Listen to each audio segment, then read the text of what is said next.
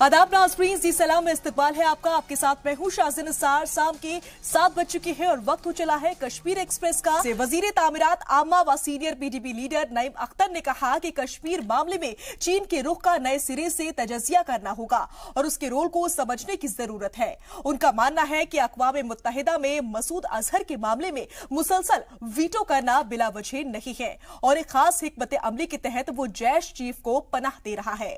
उन्होंने कहा कि चीन और जैश मोहम्मद के ताल्लुकात को समझने की जरूरत है। उन्होंने कहा कि कश्मीर मामला अब हिंद पाक तक ही महदूद नहीं रह गया है, बल्कि इसमें दूसरे अवामिल भी कारफरमा है। उन्होंने कहा कि चीन और पाकिस्तान एक ही है।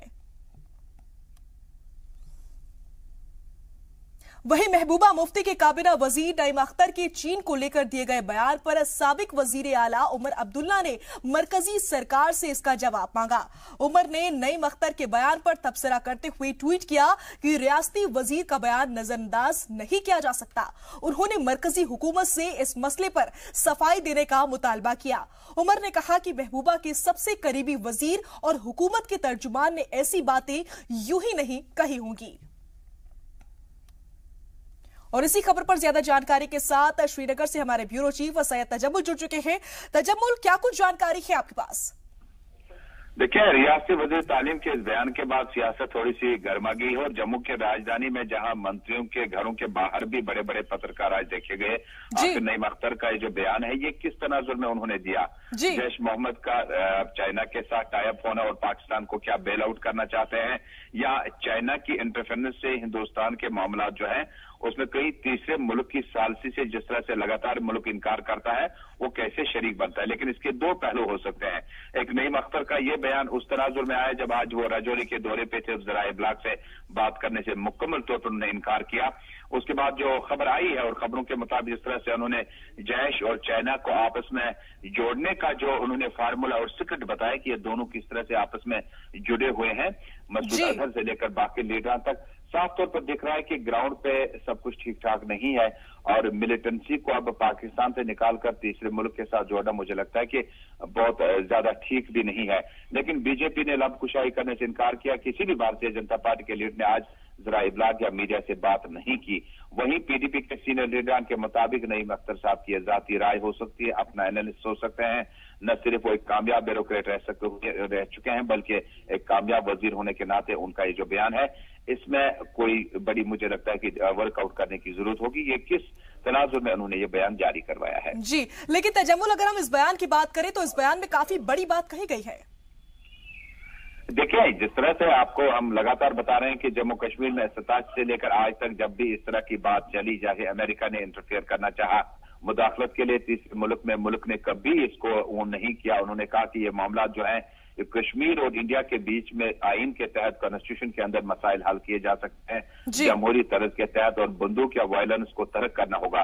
लेकिन जिस तरह से अंद्राबी ने यह बयान दिया है जिसमें उन्होंने बराह रास्त एक पार्टी ठहराई है चाइना, जबकि बीजिंग का और लश्कर का जैश का आपस में क्या गठजोड़ है, इस पर मुझे लगता है वर्कआउट करने की जरूरत है। लेकिन वहीं नईम अख्तर अंद्राबी ने अपनी बात को आगे नहीं बढ़ाया और जब भी हमने बात करनी चाहिए तो उन्होंने कहा कि वो इस बयान के बारे में ज्यादा जानकारी नहीं देते हैं। या तो बयान को तोड़ मरोड़ कर पेश करने की किसी मखसूस अखबार ने कोशिश की है, या उनके बयान को गलत तरीके से पेश किया गया। लेकिन मुझे लगता है कि वक्त आ चुका है कि आला सतह पर इस बयान की वजाहत हो। ये खुद नईम अख्तर ही बता सकते हैं कि उनके बयान को गलत तरीके से पेश किया गया, या उनके बयान में वजन है, या उन्होंने रिसर्च किया हुआ है और हुकूमत साजी में रहकर मुझे लगता है कि जो ये बड़ी पहल है इस पे वर्कआउट करने की और ज्यादा जरूरत है फैसला लेने से। जी तजम्मुल, क्या अब उनके इस बयान पर सियासत भी हो रही है?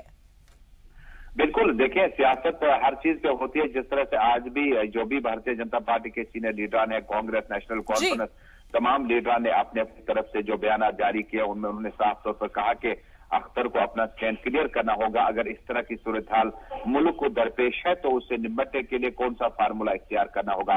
क्या बीजिंग और जैश के बीच में कोई ताल्लुकात है और इन ताल्लुकात को किस तनाजुर में पैदा किया गया, क्यों कर पैदा किया गया। मुझे लगता है कि अगर इस वक्त मुल्क को बाकी चैलेंजेस भी है, वहीं बीजिंग या चाइना से भी जो मामला चल रहे हैं लद्दाख कारगिल साइड से, मुझे लगता है कि उससे इस बयान से मुझे लगता है कि काफी हालात खराब हो सकते हैं। जी चलिए, बहुत बहुत शुक्रिया इस तमाम जानकारी के लिए। आप नजर बनाए रखें, मैं आपसे आगे भी अपडेट्स लेते रहेंगे।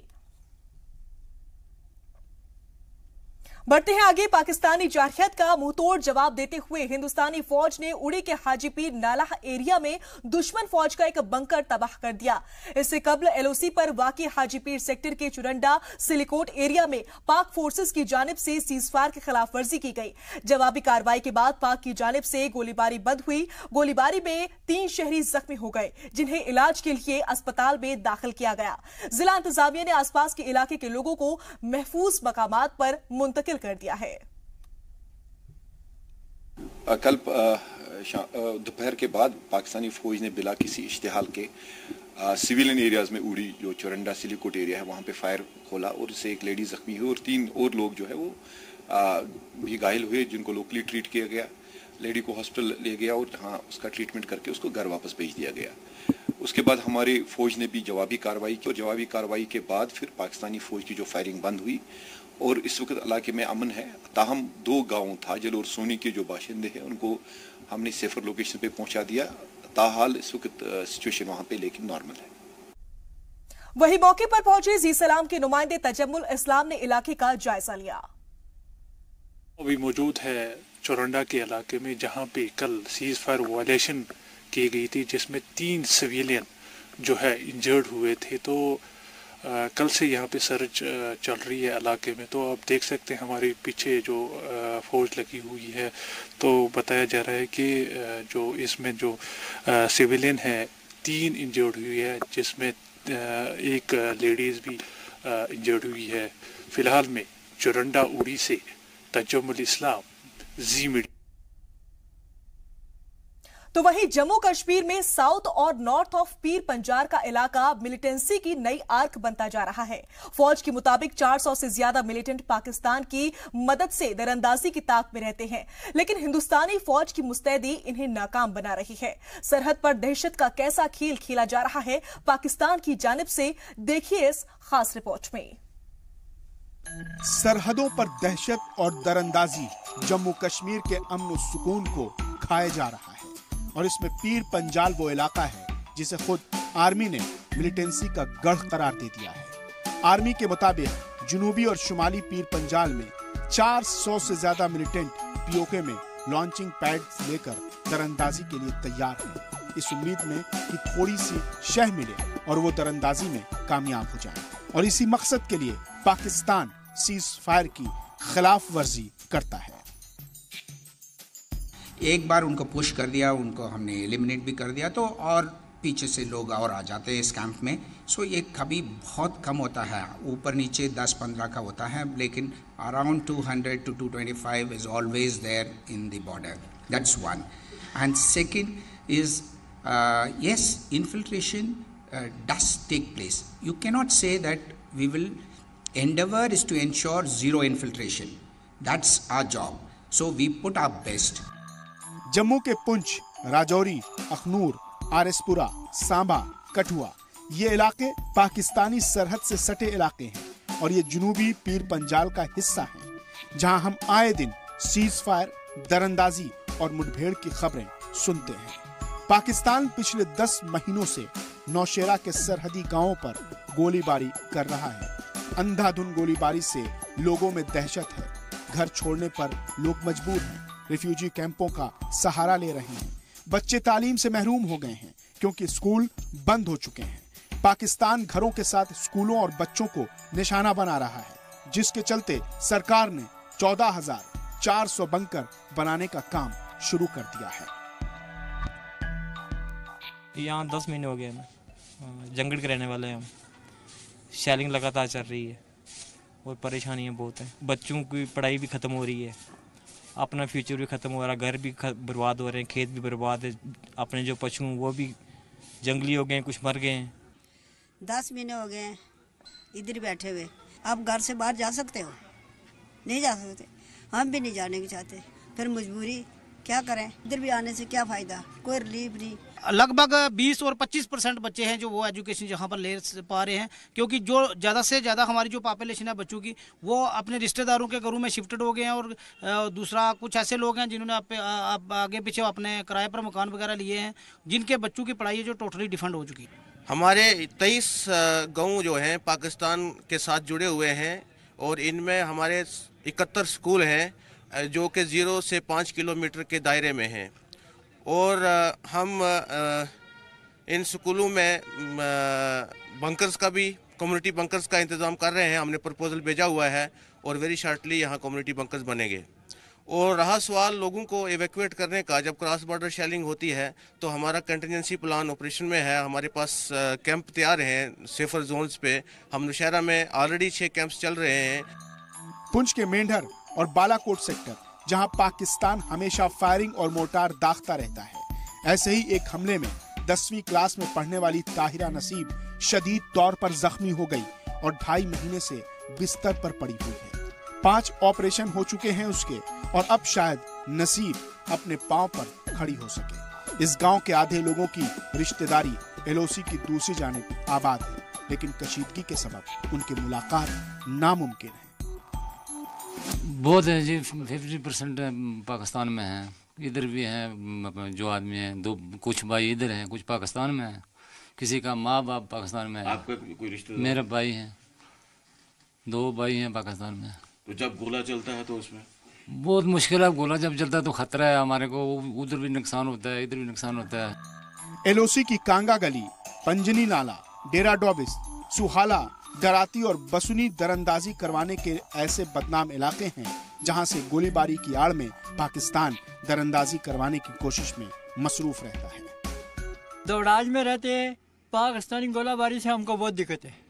हमारे बच्चे परेशान, हमारे माल मवेशी मारे जाते हैं, हमारे स्कूल बंद, हमको बहुत परेशानी है। हमको घर से बाहर निकलने का मौका नहीं मिलता और जिस वक्त गोला आता है तो बच्चे जो है उनकी बहुत बुरी पोजीशन हो जाती है। वो बस बिस्तरे में, देखो हम बोलते हैं इसका सांस इधर ही खत्म हो जाएगा। घुसपैठ कराने की कोशिश करता होगा, ये एजेंसियों के थ्रू इनको पता रहता है।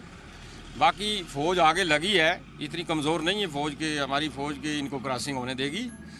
पिछले 4 महीनों में पाकिस्तानी आर्मी के खिलाफ हिंदुस्तानी आर्मी ने 10 बड़े एक्शन लिए हैं, जिसमें पाकिस्तानी आर्मी को भारी नुकसान पहुंचा है।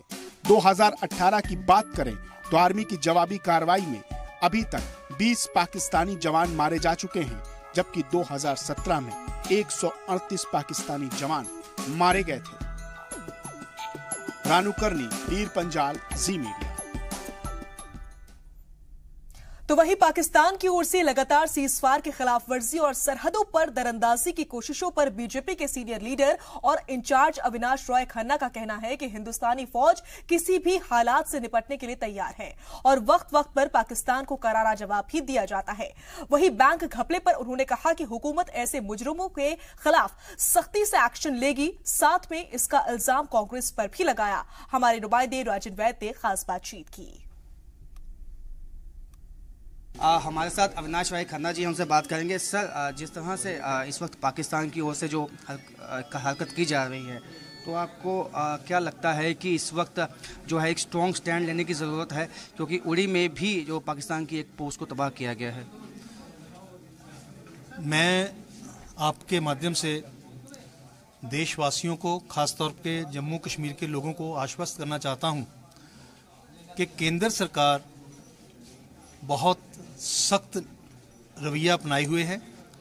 किसी भी ढंग से भारत की सीमा, भारत के मान सम्मान को किसी ढंग से हम चोट आने नहीं देंगे। जो भाषा कोई समझता है उस भाषा से उसको जवाब दिया जा रहा है और दे भी रहे हैं। आपने देखा होगा कि जिस ढंग से सिक्योरिटी फोर्सेस का मनोबल ऊंचा है, वो एक उदाहरण है कि 2-3 जो हमले हुए हैं उसमें जो आतंकवादी आए हैं उनको मारा गया है। तो दिल्ली जैसा हमारा एक एक्शन होना चाहिए एक रिस्पॉन्सिबल गवर्नमेंट का, हम लोग कर रहे हैं। सर, ऐसे में आपको लगता है कि बातचीत का कोई रास्ता नहीं निकलता है, क्योंकि इस वक्त जिस तरह के हालात बने हुए हैं? तो देखिए, शुरू से हमारा स्टैंड रहा है कि जब तक पाकिस्तान अपनी आतंकवादी गतिविधियों को बंद नहीं करेगा तब तक बातचीत का कोई मतलब नहीं है। लेकिन महबूबा मुफ्ती एंडोर्स करती है कि बातचीत होनी चाहिए, तो क्या कहीं ना कहीं मतभेद हैं सरकार में? ये मतभेद नहीं, उनका अपना व्यू है और केंद्र जो है वो ओवरऑल सिचुएशन को देखते हुए अपना स्टैंड लेता है। एक के बाद एक बैंक में फ्रॉड आ रहे हैं, आपको लगता है सही इस वक्त समय है कि बैंक बैंकों को कार्रवाई करनी चाहिए जितने भी डिफ़ॉल्टर हैं, क्योंकि देश में एक के बाद एक दूसरे बैंक में, तीसरे बैंक में इस तरह से डिफ़ॉल्टर निकल के आ रहे हैं सामने, वो करोड़ों रुपए हैं गबन किए हुए हैं। देखिए, ये जनता का पैसा है, जनता के पैसे की प्रोटेक्शन का जो ड्यूटी है वो बैंकों की बनती है, और इसके लिए जो कमियां आई हैं उसको देखते हुए सरकार पूरी तरह जागरूक है और जनता का पैसा बर्बाद ना हो उसके लिए हम काम भी कर रहे हैं। इसी कारण सभी एजेंसीज, चाहे वो ईडी है, चाहे वो इन्फोर्समेंट है, चाहे वो सीबीआई है, सब एजेंसीज, इवन अब बैंक भी इस तरफ लगे हुए हैं कि ऐसी रेपुटेशन आगे ना हो, और बाकी जो इस फ्रॉड से जुड़े हुए लोग हैं उनको भी इमीडिएटली इंटेरोगेशन करना, पकड़ना, इमीडिएटली अरेस्ट जो लोग हुए हैं उनसे जो जानकारी मिलेगी उस आधार पर भी आगे कार्रवाई की जाएगी। तो ये थे अविनाश भाई खन्ना, जिन्होंने अलग अलग विषयों पर अपना पक्ष रखा। कैमरामैन आशु के साथ राजन वैद, जी मीडिया जम्मू। इसी के साथ यहाँ रुकेंगे एक छोटे से ब्रेक के लिए, जल्द हाजिर होते हैं कुछ और खबरों के साथ।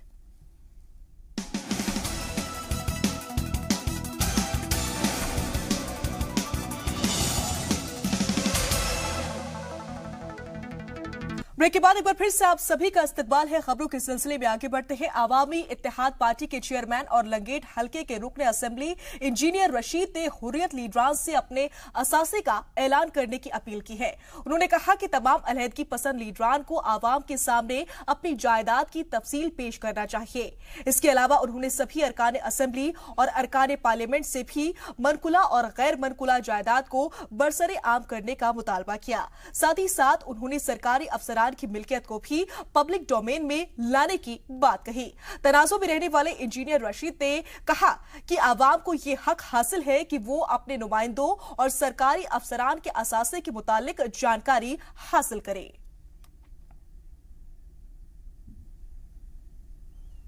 उधर कठुआ जिला इंतजामिया ने हीरानगर में दफा 144 नाफिज कर दिया है। इसका नफाज आइंदा एक माह तक के लिए होगा। इसके तहत बैक वक्त एक जगह पर 4 या उससे ज्यादा अफराद इकट्ठा नहीं हो सकेंगे।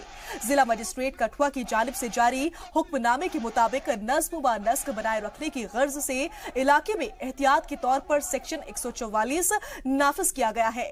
वाज़ेह हो कि गुज़िश्ता हफ्ते हिंदू एकता मंच की जानिब से मासूम बच्ची के रेप व कत्ल मामले में गिरफ्तार एसपीओ की रिहाई के लिए एक रैली निकाली गई थी, जिसमें कौमी परचम भी लहराए गए थे। बीजेपी समेत तमाम सियासी जमातों ने भी रैली की पुरजोर अल्फाज में मजम्मत की थी।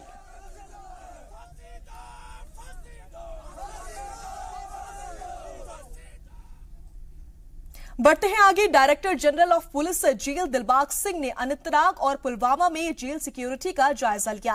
ओहदा संभालने के बाद पहली दफा कश्मीर रीजन के दौरे पर आए डीजीपी जेल ने सीनियर पुलिस अफसरान के साथ जेल सिक्योरिटी के अलावा जेल मैनेजमेंट और इंफ्रास्ट्रक्चर को लेकर तफसीली चर्चा की।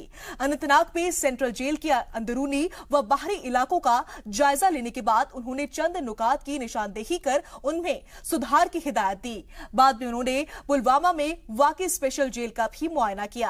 पुलवामा में उन्होंने अफसरान के साथ एक आला सतही मीटिंग भी की। मीटिंग में उन्होंने तमाम जेल सुप्रिंटेंडेंट को जेल मैनुअल पर सख्ती से कारबंद होने की हिदायत दी। डीजीपी के साथ DIG Kashmir range Amit Kumar, DIG jail Mohammad Sultan और एसएसपी अनंतनाग व पुलवामा भी मौजूद थे। और इसी खबर पर ज्यादा जानकारी के साथ हमारे नुमाइंदे जुड़ चुके हैं। खालिद मुंतजिर, आवाज पहुंच पा रही है खालिद आप तक? बिल्कुल, आपकी आवाज साफ आ रही है। किन किन जगहों का उन्होंने मुआयना किया और कहां कहां उनको सुधार की जरूरत महसूस हुई? देखिए, जो डीजीपी जेल साउथ कश्मीर बिलखुसूस पुलवामा और अनंतनाग के दौरे पे आए, यहाँ पे ये बात मैं काबिल जिक्र समझता हूँ कि जब से नवीद जट जो एसएमएच के वाकये में फरार होने में कामयाब हुए थे, तब से लेके जो जेल की सिक्योरिटी है उसको और बेहतर बनाने के हवाले से इकदाम उठाने की बात की जा रही थी। तो कल दिलबाग सिंह जी जो डीजीपी कैद है, उन्होंने पहले अनंतनाग का दौरा किया और अनंतनाग के सब डिस्ट्रिक्ट जेल का उन्होंने दौरा किया और वहां पे उन्होंने जो हिफाजती इंतजाम है उनका भी जायजा लिया और इसके अलावा जो जेल मैनेजमेंट है उनसे भी बात की और तफसील के साथ उन्होंने बात की और उनके साथ जो उनकी ग्रीवेंसेस थी, जो जेल मैनेजमेंट थी उनकी जो ग्रीवेंसेस थी, जो उन्होंने डीजीपी कैद के सामने रखा कि काफी अरसे से वो अगर हुकूमत को लिख रहे थे कि बहुत सारे इकदाम उठाने की अशद जरूरत है, तो उन पे भी बात की गई और उनका भी उन्होंने जायजा लिया, बगौर सुना। और उसके बाद उन्होंने कहा कि चाहे पुलवामा का जेल हो, स्पेशल जेल हो या अनंतनाग का सब डिस्ट्रिक्ट जेल हो, तो इन जेलों में जितने भी कैदी है वो किसी भी वक्त जो है अगर जरा सी भी चूक हो सकती है उसका फायदा उठा सकते हैं। तो उन्होंने यही हिदायत दी कि सिक्योरिटी को मजीद सख्त किया जाए और जो भी जेल मैनेजमेंट को उनसे ताउन की जो उम्मीद है वो उम्मीदें पूरी की जाएगी और जेल मैनेजमेंट को भरपूर ताउन दिया जाएगा और हर मुमकिन जो ताउन है वो फराहम किया जाएगा। उन्होंने जहां पे जेल मैनेजमेंट को हिदायत दी कि वो बारीकबीनी से इस बात पे नजर रखे कि कौन इन कैदियों के साथ मिलने आता है और कितनी देर तक मुलाकात करता है और उस पर भी नजर रखी जाए। और अगर किसी भी कैदी को कभी मेडिकल ट्रीटमेंट की जरूरत होती है तो उस वक्त जो उनकी सिक्योरिटी है उसमें इजाफा किया जाए। अगर ये कहे कि हर बात को बारीकबीनी से परखने के लिए उन्हें हिदायत दिए गए। जी, तो खालिद, ऐसे में कहा जा सकता है कि अगर आगे भी ऐसे ही सख्ती से रहा गया तो सिचुएशन इससे बेहतर रहेगी आने वाले वक्त में, क्यों? बिल्कुल, ये बात आपने सही कही कि अगर कहते हैं ना कि अगर एहतियात से काम लिया जाए तो जो भूल चूक होती है, भूल चूक होने के चांसेस काफी कम रहते हैं।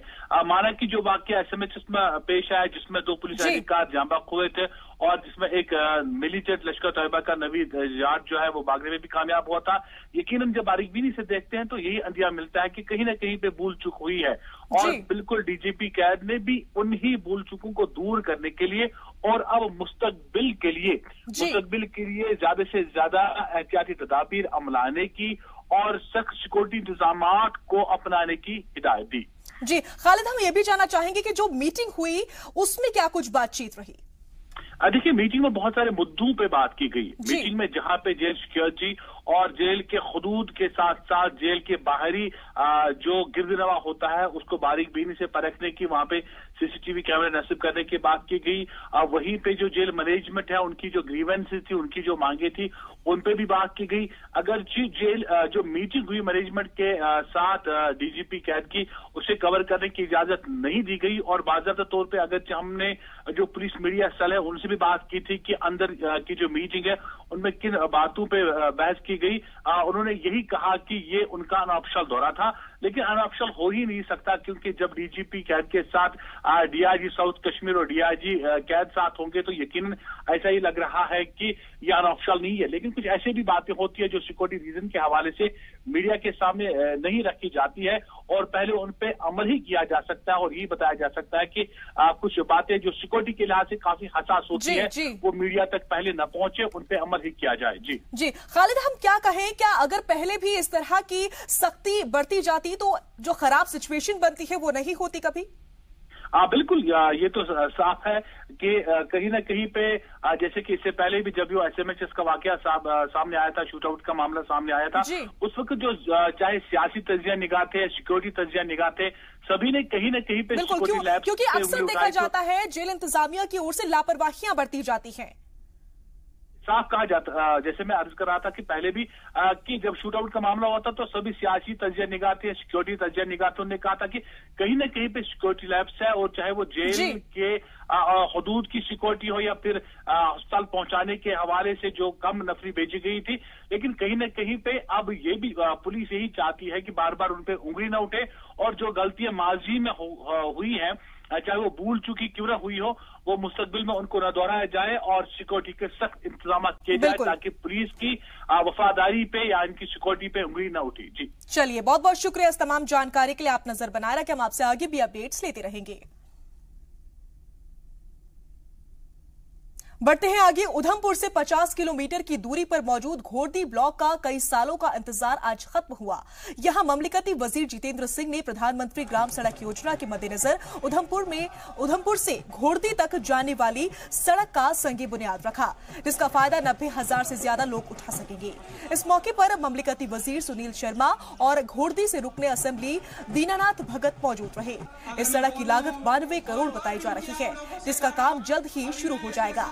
इसके अलावा जितेंद्र सिंह ने बसंतगढ़ से जाखेड़ जाने वाली सड़क का भी संगे बुनियाद रखा।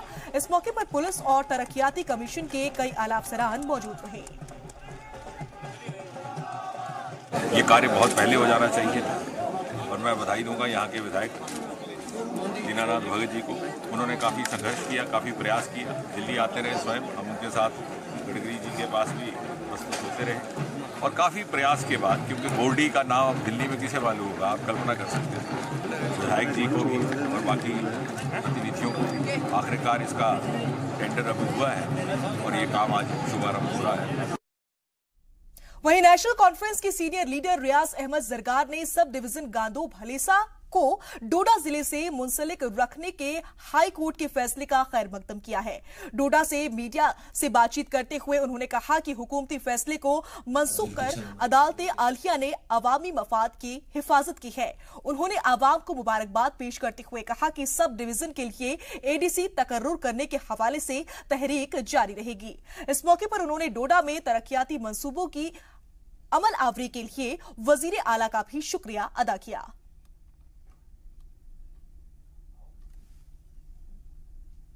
हमारी डिमांड आप देख रहे हैं, 4-5 महीने पहले से हमारी एक जद्दोजहद थी कि जुरिडिक्शन को लेके एडीसी जुरिडिक्शन हमारी भद्रवा के साथ बनाई थी इलाका भलेसा की, जबकि भलेसा का डिस्टेंस डोडा के साथ 60 किलोमीटर था और भद्रवा थोड़ा ज़्यादा पड़ता था, तो इनजस्टिस था उस इलाके के साथ। तो उसको लेके हमने बहुत सारी रिप्रेजेंटेशन दी गवर्नमेंट को, डेमोन्स्ट्रेशन हुए हमारी बहुत सारी लेकिन गवर्नमेंट ने हमारी जब डिमांड्स नहीं मानी तो मुझे कोर्ट का रुख करना पड़ा। अदालत आलिया ने, जैसे ऑनरेबल हाई कोर्ट ने फिर वो डायरेक्शन दे दी गवर्नमेंट को, तो उसी सिलसिला में मैं ऑनरेबल हाई कोर्ट का शुक्रिया अदा करना चाहूँगा और एडवोकेट शेख शकील साहब का शुक्रिया अदा करना चाहूँगा, इकबाल भट्ट का शुक्रिया अदा करना चाहूँगा जिन्होंने अदालत आलिया में मेरा साथ दिया, वहाँ से डायरेक्शन दी गवर्नमेंट को और फिर साथ में गवर्नमेंट चीफ सेक्रेटरी और चीफ मिनिस्टर साहिबा ने भी इसे इम्प्लीमेंट किया, उनका भी शुक्रिया देर ही से ही तो किया। और इसके अलावा इलाका जो भलेसा के लोग हैं, जितनी भी ऑर्गेनाइजेशन हैं, चाहे वो हमारा यूनाइटेड फ्रंट ने वहाँ एजुटेशन में हिस्सा लिया या दूसरे जो हमारी ऑर्गेनाइजेशन हैं अंजुमन इस्लामिया वगैरह ने, तो उनका भी मैं शुक्रिया अदा करना चाहूँगा अपनी तरफ से, क्योंकि ये जो आर्डर जो है ऑनरेबल हाई कोर्ट का इम्प्लीमेंट हुआ है। और साथ में जो पिछली दफ़ा जो हमारा पब्लिक दरबार यहाँ जम्मू कश्मीर चीफ मिनिस्टर साहिबा ने लगाया था डोडा में, इसमें हमने डिमांड्स रखी है हिल डिस्ट्रिक्ट की और हम चाहेंगे कि गवर्नमेंट इस पर नज़रसानी करे, क्योंकि इलाका भलेसा 5 तहसीलों पे मुश्तमिल है। और साथ में मैं एक पैगाम देना चाहूँगा कि ये जो कुछ सियासी सौदागर लोगों के बीच में भद्रवा और भलेस की लड़ाई बनाना चाहते हैं, मैं भद्रवा की आवाम से भी और भलेसा की आवाम से भी मौतबाना अपील करूंगा, ये सोशल मीडिया पे एक दूसरे के लिए कुछ गालियां लिखते हैं, क्या ये खाली सियासी सौदागर है, आम आदमी को इन चीज़ों से कोई सरोकार नहीं है। बढ़ते हैं आगे। जम्मू कश्मीर में बीजेपी के कठुआ से एमएलए राजीव जसरोटिया को बेस्ट एमएलए और अशोक खजूरिया को बेस्ट एमएलसी चुने जाने पर जम्मू में बीजेपी ने उन्हें एजाज से नवाजा। इस सिलसिले में बीजेपी की जम्मू पार्टी ऑफिस में एक प्रोग्राम का एहतमाम किया गया, जिसमें रियासती बीजेपी के नायब सदर और जम्मू कश्मीर के इंचार्ज अविनाश रॉय खन्ना खसूसी मेहमान के तौर पर मौजूद रहे। उनके अलावा पार्टी के सूबाई सदर सत शर्मा, वजीर सेहत बाली भगत, वजीर पीएचई श्याम चौधरी भी मौजूद रहे। पार्टी की तरफ से राजीव जसरोटिया और अशोक खजूरिया को मोमेंटो देकर एजाज से नवाजा गया, जिसका रुकने असेंबली और एमएलसी ने पार्टी का शुक्रिया अदा किया। इस मौके पर अविनाश रॉय खन्ना ने कहा कि एजाज पाने से रुकने असेंबली का हौसला बुलंद होता है। साथ ही उन्होंने कहा कि पार्टी जम्मू कश्मीर और लद्दाख तीनों हिस्सों में तरक्याती काम कर रही है। कानून और व्यवस्था की जिम्मेदारी हमेशा सरकार के ऊपर रहती है, तो हम लोग as a Bharatiya Janata party चाहेंगे कि security forces, Jammu Kashmir police का मनोबल बना रहे और कानून अपना काम करता रहे, उसका विश्वास लोगों के ऊपर भी, जनता के ऊपर भी बना रहे, उसके लिए हम प्रयास करेंगे। वहीं जम्मू के प्रेस क्लब में 372 दिनों से भूख हड़ताल पर बैठे लेक्चरर्स का एहतजाज जारी है। मुस्तकिल करने को लेकर एहतजाज पर बैठे मुलाजमीन का कहना है कि सभी फैसले उनके हक में हैं, फिर भी उन्हें अभी तक मुस्तकिल नहीं किया गया है, जबकि दीगर महकमों के मुलाजमीन को मुस्तकिल कर दिया गया है। हड़ताल कर रहे लेक्चरर्स से हमारे नुमाइंदे सैयद तजम्मुल ने खास बातचीत की। डिमांड्स हमारी है sir regularisation of our services. Government ने एक civil services special provision act 2010 में बनाया है। उस एक्ट के तहत सभी जो है डिपार्टमेंट्स में रेगुलाइजेशन हो गई है। उसमें प्रोविज़न रखा गया है कि जितने भी कॉन्ट्रैक्चुअल कंसल्टेंट एडहॉक एम्प्लॉइज़ हैं उनको रेगुलाइज करना है आफ्टर 7 ईयर्स ऑफ सर्विसेज। तो हम अपनी जो है सर्विसेज जो है पूरी करके यहाँ पे बैठे हुए हैं। कमेटी में डिसाइड हुआ था, उन्होंने डाटा भी मंगाया है, कैंडिडेट से, डिपार्टमेंट से मांगा हुआ है और हमने अपना डाटा वहाँ पे सबमिट बिल्कुल करवा दिया है और अभी तक गवर्नमेंट जो है उसमें कोई डिसीजन लेने में नाकाम रही। तो वहीं हुकूमत अपने ही फैसलों और अहकामात की किस तरह खिलाफ वर्जी करती है, इसकी एक मिसाल श्रीनगर से बारामूला उड़ी कौमी शाहराह पर देखी जा सकती है। खुलेआम यहां कानून की धज्जियां उड़ाई जा रही है। दरअसल हुकूमत की जानिब से वाज़ेह हिदायत है कि हाईवे के एक जानिब 180 और दूसरी जानिब 80 फीट के दायरे में कोई दूसरी तामीर नहीं होनी चाहिए, लेकिन पट्टन में खुद सरकार ने ही 45 फीट के अंदर ही ITI गेट की तामीर कर दी है। हालांकि ज़ाब्ते के मुताबिक तामीर से कबल म्यूनिसिपल कमेटी और NB और PHC से इजाजत लेनी होती है। इस बारे में म्यूनिसिपल कमेटी की चीफ एग्जीक्यूटिव का कहना है कि मना करने के बावजूद ITI इंतजामिया ने काम बंद नहीं किया। ITI सुपरवाइजर साहब से बात की टेलीफोन पर, मेरी टीम भी गया वहां, काम बंद किया, उसको मना किया। मैं कल खुद भी गया था ताकि ये गेट ये पीछे ले जाए, ऐसा ही रखी जैसा कि आरडी में लिखा गया है। जी हां, हुकूमत अपने ही फैसलों और अहकामात की किस तरह खिलाफ वर्जी करती है, इसकी ये मिसाल श्रीनगर से बारामूला उड़ी कौमी शाहराह पर साफ देखी जा सकती है। खुलेआम यहां कानून की धज्जियां उड़ाई जा रही हैं। दरअसल हुकूमत की जानिब से वाज़ेह हिदायत है कि हाईवे के एक जानिब 180 और दूसरी जानिब 80 फीट के दायरे में कोई दूसरी तामीर नहीं होनी चाहिए, लेकिन पट्टन में खुद सरकार ने ही 45 फीट के अंदर ही ITI गेट की तामीर कर दी है। हालांकि ज़ाब्ते के मुताबिक तामीर से कबल म्यूनिसिपल कमेटी और NB और PHC से इजाजत लेनी होती है। इस बारे में म्यूनिसिपल कमेटी की चीफ एग्जीक्यूटिव का कहना है कि मना करने के बावजूद ITI इंतजामिया ने काम बंद नहीं किया। तस्वीरें आप देख सकते हैं, इस गेट की तस्वीरें हैं जिसकी तामीर करवाई जा रही है।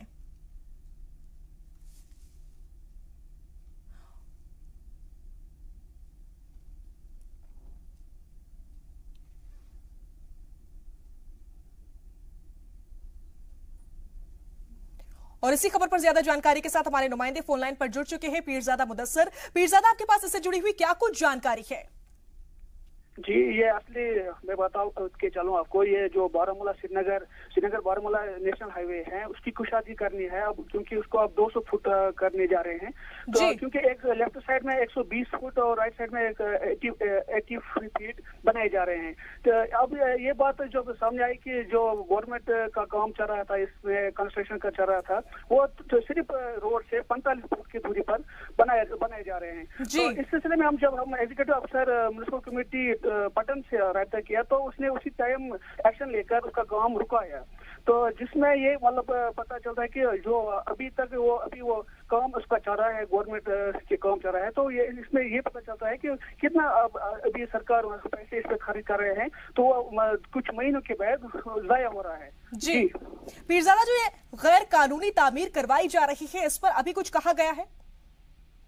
जी, मैं आपको बताया चलूं कि उनको जो म्युनिसिपल कमेटी एग्जीक्यूटिव पटन जो है उसके कहने के मुताबिक कि मैंने SDM और तहसीलदार पटन को इसके नोटिस में भी ये लाया, तो फिर कि उनकी कहने की बताने की हमने उसको बार बार उनको कहा कि इस पर कंस्ट्रक्शन मत करो, फिर भी उन्होंने काम अभी तक नहीं रुकाया। फिर जब हमने आज उसके ये नोटिस में लाया तो उसी वक्त एग्जीक्यूटिव अफसर ने फौरन वहाँ जो कंस्ट्रक्शन कर रहा था उसके अभी वो काम रुकाया है। जी मैडम, चलिए, बहुत बहुत शुक्रिया इस तमाम जानकारी के लिए। आप नजर बनाए रखें, हम आपसे आगे भी अपडेट्स लेते रहेंगे। और इसी के साथ यहां रुकेंगे एक और छोटी सी ब्रेक के लिए। जल्द हाजिर होते हैं कुछ और खबरों के साथ।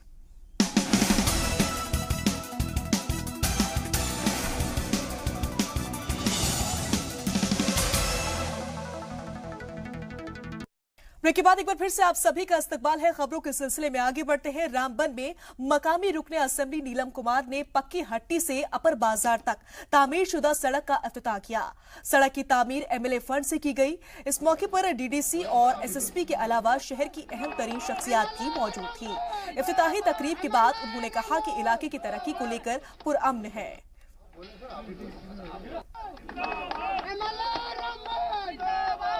हमने एक स्टेप उठाया हुआ है कि हम पूरी जितने भी अपनी म्यूनसिपलिटीज के 7 वार्ड हैं, 7 के 7 वार्ड की एकदम बराबर डेवलपमेंट करेंगे, जिससे शहरदारियों को कोई दिक्कत का सामना नहीं करना पड़े। हमने इस बाजार को जो ट्रायल वर्क करवाया है, ये हमने अपने कॉन्स्टिट्यूंसी डेवलपमेंट फंड से करवाया हुआ है और ये एक बहुत बड़ा स्टेप है। जैसे कि हिंदुस्तान के प्रधानमंत्री माननीय नरेंद्र भाई मोदी जी का एक नारा है, सबका साथ सबका विकास, यही विकास की पहचान है। इससे पता चलता है कि सबका साथ और सबका विकास जो है जिला रामबन में हो रहा है। तो वहीं रियासत जम्मू कश्मीर के तमाम आंगनवाड़ी वर्कर्स ने 20 दिसंबर को ब्लैक डे के तौर पर मनाया। जम्मू में प्रेस क्लब के सामने एहतजाज पर बैठी आंगनवाड़ी वर्कर्स ने मुस्तकिल करने का मुद्दा उठाते हुए कहा कि रियासती और मरकजी हुकूमतों ने अपने बजट में हमारे लिए कुछ नहीं रखा। साथ ही उन्होंने कहा कि हुकूमत हमें परमानेंट करे और हमारी तनख्वाह भी बढ़ाई जाए। इस मौके पर हमारे नुमाइंदे सैयद तजम्मुल ने आंगनवाड़ी वर्कर्स से खास बातचीत की। बहुत ज़्यादा, ना हमें सेंट्रल गवर्नमेंट ने कुछ दिया, ना हमें स्टेट गवर्नमेंट ने कुछ दिया। जो भी बजट पास हुआ उसमें कुछ भी हमारा कोई हिसाब था हमें डाला ही नहीं है इन्होंने। सरकार को हम ये बताना चाहते हैं कि इन्होंने हमारा ना सेंट्रल गवर्नमेंट ने कुछ बजट में रखा, ना स्टेट गवर्नमेंट ने रखा है। इसके लिए हम विरोध कर रहे हैं। हमें किसी भी स्कीम में इन्होंने नहीं रखा, कुछ भी नहीं दिया और इसके लिए हम देख रहे हैं 26 को हमारा लगातार धरना होगा। 40 साल से आंगनवाड़ी कार्यकर्ता काम कर रही है, उसके लिए कोई भी इन्होंने अभी तक पॉलिसी मैटर नहीं बनाया है परमानेंट करने का। तो हमारी केंद्र से यही मांग है कि हमें जल्दी से जल्दी परमानेंट घोषित किया जाए। जब तक ये सरकारी कर्मचारी हमें घोषित नहीं करते तब तक हमारा मानदेय बढ़ाया जाए।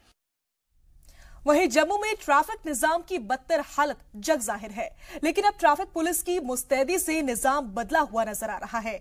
अब सड़कों पर ना ही बिना पार्किंग के कोई गाड़ी नजर आती है और ना ही बिना हेलमेट के कोई सफर करता, और ये सब सिर्फ हाल ही में तकर्रुर हुए आईजी ट्रैफिक बसंत रथ की वजह से। जब से उन्होंने अपना ओहदा संभाला है, सड़कों पर आईजी ट्रैफिक का खौफ ऐसा है कि बिना डॉक्यूमेंट्स के कोई ड्राइवर अपनी गाड़ी सड़क पर उतारने की हिम्मत नहीं जुटाता। लेकिन इन सब के बावजूद आम आदमी बेहद खुश है और वो चाहते हैं कि जिस तरह का निजाम अभी जम्मू में नजर आ रहा है वो हमेशा रहना चाहिए। वहीं माहौलियाती आलूदगी से रियासत को महफूज रखने के लिए महकमा जंगलात ने प्लांटेशन ड्राइव शुरू की है। इसके तहत डोडा में जवाहर नवोदय विद्यालय अमरोरा में महकमे की जानिब से पेड़ पौधे लगाए गए। इस मौके पर मेहमान खसूसी व रुकने असेंबली शक्ति सिंह परिहार ने पेड़ लगाने की अफादियत और अहमियत पर रोशनी डाली। उन्होंने तलबा को प्लांटेशन की तरगीब देते हुए कहा कि जंगलात के सबब ही जमीन पर जिंदगी महफूज है और इस सिलसिले में वो लोगों को बेदार करें। वहीं महकमे की जानिब से चलाई जा रही प्लांटेशन स्कीम की जानकारी देते हुए डीएफओ व सर्किल फॉरेस्ट ऑफिसर ने तलबा व असातिज़ा से दरख्तों की हिफाजत करने की अपील की। तहजीब व सकाफत मुख्तलिफ चीजों से मिलकर बनती है। खान पान, रहन सहन इसका एक अहम हिस्सा होता है। इसी तरह लिबास भी तहजीब का एक अहम हिस्सा होता है। कश्मीर का भी अपना एक रिवायती ड्रेस सेंस है जो यहाँ के मौसम से मुताबिकत भी रखता है, जिसे मकामी जबान में फरन कहते हैं।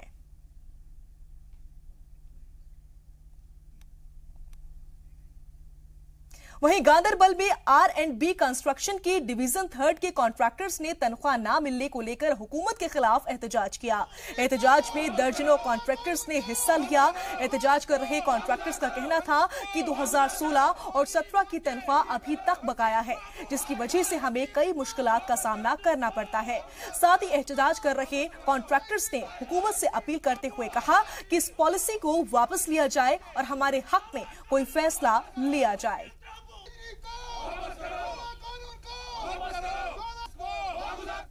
तो वहीं बारामूला के एडीसी फारूक अहमद बाबा ने food safety officer, revenue officer, municipal council के अफसरान के साथ बारामूला की मार्केट का दौरा किया। इस दौरे का मकसद प्रोडक्ट की क्वालिटी और सामान की वाजिब कीमत का जायजा लेना था। इस चेकिंग के दौरान दुकानदारों पर 21,000 की जुर्माने के साथ 65 किलो खराब मसाले और 70 किलो पॉलिथीन को जब्त किया गया। तो वहीं सरहदी इलाके दिगवार के लोगों ने इंसानियत की अजीम मिसाल पेश करते हुए पाक मकबूजा कश्मीर से आए एक हिरन को जानवरों के चंगुल से बचा लिया। हालांकि सरहद की उस तरफ से पाकिस्तान मुसलसल मकामी लोगों के साथ साथ जानवरों को भी निशाना बनाता रहता है। बावजूद इसके लोगों के जज्बे मोहब्बत में किसी तरह की कमी नहीं आई है। मकामी लोगों ने हिरन को वेटरनिटी सेंटर में ले जाया गया और उसे खाने के लिए घास दी गई।